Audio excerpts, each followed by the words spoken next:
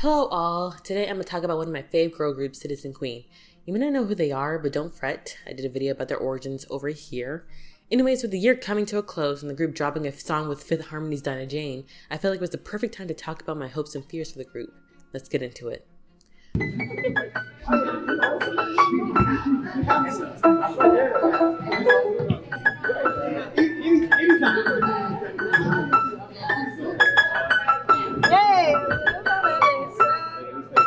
First off, let me just say, them doing a collab with Fifth Harmony's Dinah Jane is a genius marketing move. It's a meta collab I've always wanted.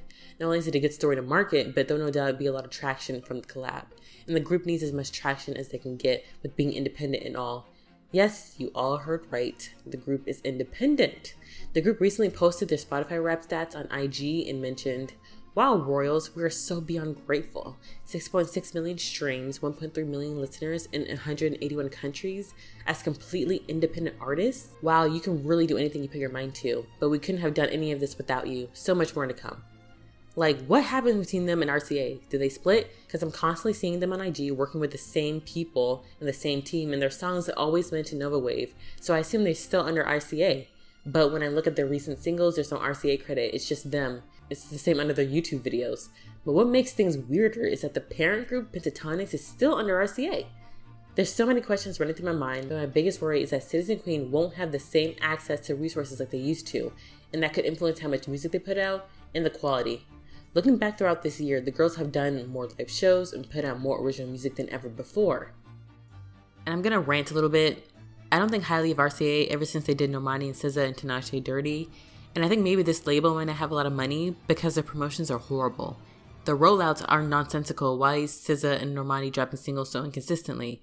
Having spread out interviews and little to no TV performances, like where's the sense?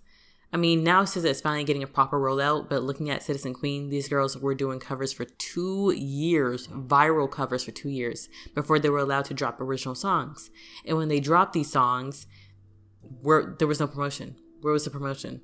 They did live shows, they toured with Pentatonix, and maybe there was an online blurb here or there, but literally nothing. At least have these girls go on to like bigger YouTube channels like Terrell or Genius or L Music Association so they can get their names out there. Why weren't these girls making the rounds? And for some reason, Why became their biggest single upon its debut without any promotion. Even with the group's next batch of singles, there was no promo. I mean, the Panorama did, make things difficult, so maybe that's why all their original songs don't have any promo, but still. They did acoustic performances for their next batch of songs, and they did more live shows.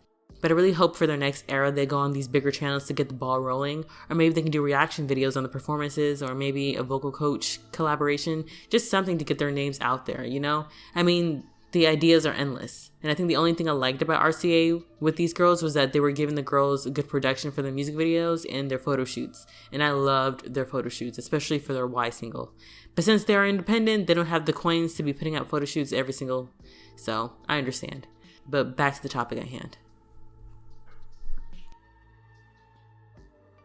Currently on their Spotify, you can see how many streams each of their singles have gotten. Their biggest singles, Why and Call Me Queen, have been under RCA, and they have around 7 million streams combined. I can't help but think that RCA is bagging help with those streams. And then you look at their independent singles, and you see that each song has around 500,000 streams. And that's a drastic difference in comparison to the RCA songs. How long can they last being independent since their biggest songs come from RCA? Like, they might need to go back to doing covers or looking into collabing more to really get that traction and those streams up if they want to continue to thrive. And speaking of thriving, it's ironic how one of their lead singers, Hannah, left the group this past summer. They split with RCA and with one of their members. What a year. I know this is common in groups, people leave, but I literally didn't see this coming. But hindsight is 2020, and even though I never thought someone would leave the group, I did sense something wasn't right. It all started last February when the group started to tease their single, XO, on TikTok. Everyone was stoked about it, and people were thinking, okay, it's going to be released in a couple of weeks or a month. Tell me why the group went dark for like 4 months. Meanwhile, they were still putting up content. They had booked live concerts and things seemed okay, but people would comment on why they haven't released the XO single yet. Then in May, the group and Hannah announces her departure. Something interesting about Hannah is that she signed a deal with RCA to be a lead singer. So when she left, I'm thinking that maybe her contract ended, so that's why she was able to leave.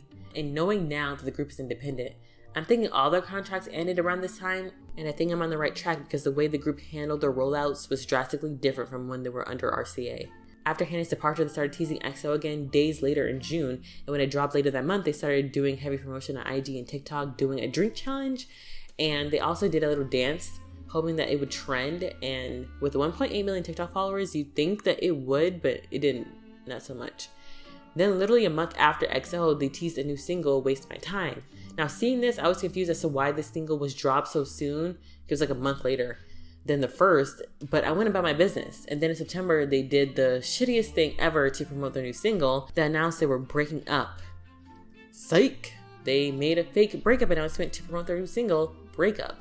Y'all, when I told you I was holding my breath when they announced this, I was shook, I was tight, I was so mad. Because I mentioned earlier they already lost a member, so disbandment wasn't out of the realm of possibility. The song is great, by the way, and it's been shouted out by some major publications. I'm about to end this video, but I just want to say that I hope these girls go far in this traditional sense. I want to see them perform at award shows. I want them to be interviewed by major publications, the 9 yards.